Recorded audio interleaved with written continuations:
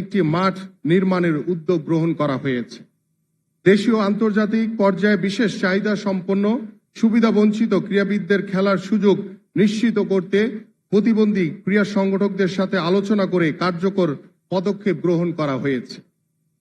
ইতিমধ্যে 7টি বিভাগে বিকেএসপির শাখা প্রতিষ্ঠা করা হয়েছে এবং ময়মনসিংহ বিভাগে ও রাঙ্গামাটি জেলায় বিকেএসপির আঞ্চলিক প্রশিক্ষণ কেন্দ্র নির্মাণ প্রক্রিয়াধীন রয়েছে। দেশের ক্রীড়া সরঞ্জাম ইন্ডাস্ট্রি স্থাপনের লক্ষ্যে এফবিসিসিআই বিডার সাথে সমন্বয়ের উদ্যোগ নেওয়া হয়েছে।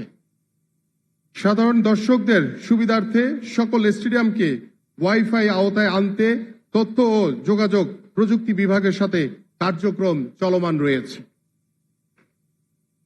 এবং পাশাপাশি আমাদের মাননীয় প্রধানমন্ত্রী তিনি আমাদের আগামীর বাংলাদেশে বিদ্যুৎ ক্ষেত্রে যে নির্দেশনা আমাদের দিয়েছেন, আমি ইতিমধ্যে আমাদের মাননীয় প্রধানমন্ত্রী নির্দেশনায় আমাদের বাংলাদেশের যত স্টেডিয়ামগুলো রয়েছে সেখানে সোলার প্যানেল তৈরি করে আমরা নিজেরা ব্যবহার করব এবং আমরা আমাদের জাতীয় গ্রিডে ইনশাআল্লাহ প্রদান করতে পারবো বলে আমরা বিশ্বাস করি। লেখাপড়ার পাশাপাশি খেলাধুলা যেন আমাদের জীবনের অবিচ্ছেদ্য অংশ হয়, সেই লক্ষ্যে আমরা রাষ্ট্রীয়ভাবে মেধা বিকাশের সর্বোচ্চ সুযোগ সৃষ্টি করছি। খেলাধুলা কেবল বিনোদন নয়, এটি মাদক ও অপরাধ মুক্ত সমাজ গড়ার প্রধান রক্ষা কবচ। যুব ও ক্রীড়া মন্ত্রণালয় কর্তৃক আয়োজিত এই বিশাল যজ্ঞ ক্রীড়া পরিদপ্তরের মাধ্যমে সরাসরি বাস্তবায়িত হবে। আমরা চাই আমাদের প্রতিটি শিশু যেন নিজেকে প্রমাণের একটি সমান সুযোগ পায়। সেই লক্ষ্যেই এই কর্মসূচিকে আমরা তৃণমূল থেকে জাতীয় পর্যায় পর্যন্ত 4টি সুনির্দিষ্ট স্তরে বিভক্ত করেছি: উপজেলা পর্যায়ে, জেলা পর্যায়ে, আঞ্চলিক পর্যায়ে এবং চূড়ান্ত জাতীয় পর্যায়ে। সম্মানিত অতিথিগণ, এই ক্রীড়া আয়োজনে আমরা মোট 8টি জনপ্রিয় ইভেন্টকে অন্তর্ভুক্ত করেছি: football, cricket, kabaddi, athletics, badminton, দাবা, সাঁতার ও মার্শাল আর্ট। প্রতিটি খেলায় আমাদের সন্তানদের শারীরিক সক্ষমতা, মানসিক ধীশক্তি বৃদ্ধি সহায়ক। এই কর্মসূচিকে সুচারুভাবে পরিচালনার জন্য আমরা আন্তর্জাতিক মানদণ্ড অনুসরণ করছি। ফুটবল, ক্রিকেট, কাবাডি ও ব্যাডমিন্টনের মতো দলগত খেলাগুলোকে উপজেলা থেকে জাতীয় পর্যায় পর্যন্ত নকআউট পদ্ধতিতে অনুষ্ঠিত হবে। দাবার ক্ষেত্রে আমরা আন্তর্জাতিক নিয়ম অনুযায়ী সুইস লিগ পদ্ধতি অবলম্বন করব, যাতে প্রতিভাধর দাবরুরা তাদের প্রকৃত মেধা প্রদর্শনের সুযোগ পায়। অ্যাথলেটিক্স, সাঁতার ও মার্শাল আর্টের ক্ষেত্রে প্রাথমিক হিট ও ফাইনাল রাউন্ডের মাধ্যমে ফলাফল নির্ধারিত হবে। সম্মানিত উপস্থিতি, তৃণমূল পর্যায় থেকে মেধা খুঁজে আনার লক্ষ্যে আমরা একটি বিশাল প্রশাসনিক নেটওয়ার্ক গড়ে তুলেছি। প্রতিটি ইউনিয়ন, পৌরসভায় আলাদা দল উপজেলা পর্যায়ে লড়বে।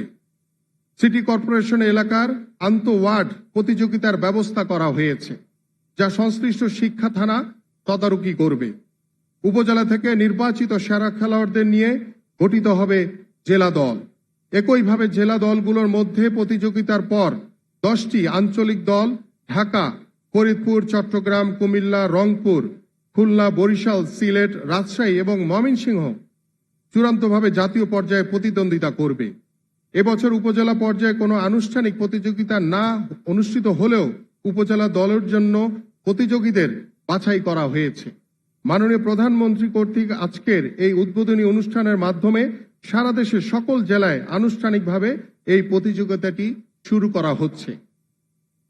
প্রিয় সুধী, নতুন করে স্পোর্টস কর্মসূচির সুষ্ঠুভাবে পরিচালনার জন্য জাতীয়, আঞ্চলিক, জেলা ও উপজেলা পর্যায়ে শক্তিশালী প্রশাসনিক ও বাস্তবায়ন কমিটি গঠন করা হয়েছে। এই কমিটিগুলো খেলার মাঠ নির্বাচন শুরু করে রেফারি নিয়োগ, সার্বিক সুশৃঙ্খল নিশ্চিত করতে বদ্ধপরিকর। আমি স্পষ্ট করে বলতে চাই, এই আয়োজনের স্বচ্ছতা, নিরপেক্ষতার প্রশ্নে কোনো আপোষ করা হবে না। প্রতিটি পর্যায় থেকে যেন প্রকৃত মেধাবীরাই উঠে আসে তা নিশ্চিত করার দায়িত্ব আমাদের সবার। সাবেক সকল ক্রীড়াবিদ এবং সফল ক্রীড়াবিদ এবং অভিজ্ঞ ক্রীড়া সংগঠকদের আমরা এই প্রক্রিয়ার প্রতিটি ধাপে সম্পৃক্ত করেছি। তাদের অভিজ্ঞতা আমাদের নতুন প্রজন্মের জন্য পাথেয় হিসেবে কাজ করবে। আমরা কেবল প্রতিযোগিতা আয়োজন করছি না, বরং এই প্রতিযোগিতার মাধ্যমে বাছাইকৃত সেরাদের জন্য দীর্ঘমেয়াদী ও উন্নত প্রশিক্ষণের দীর্ঘ পরিকল্পনা আমরা তৈরি করেছি। প্রিয় উপস্থিতি, আমরা যাদেরকে প্রতিভাবান খেলোয়াড় হিসেবে অন্বেষণ করব, তাদেরকে আমরা পর্যায়ক্রমে আমাদের সারা বাংলাদেশে অবস্থিত যে বিকেএসপি গুলো রয়েছে সেখানে তাদেরকে ক্রীড়াবৃত্তি প্রদানের মাধ্যমে তাদেরকে সকল পড়াশোনা এবং খেলাধুলার দায়িত্ব আমরা সরকার গঠন করব এবং দায়িত্ব বহন করব ইনশাআল্লাহ। এবং আমাদের স্পোর্টস ডিপ্লোমেসিতে আমরা অত্যন্ত গুরুত্ব দিচ্ছি।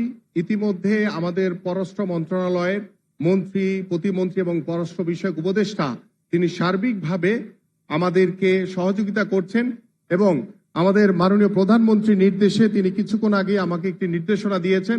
ইনশাল্লাহ আমাদের এই স্পোর্টস ডিপ্লোমেসিতে আমাদের মাননীয় প্রধানমন্ত্রীর সুযোগ্য কন্যা জাইমা রহমানও কাজ করবে ইনশাআল্লাহ।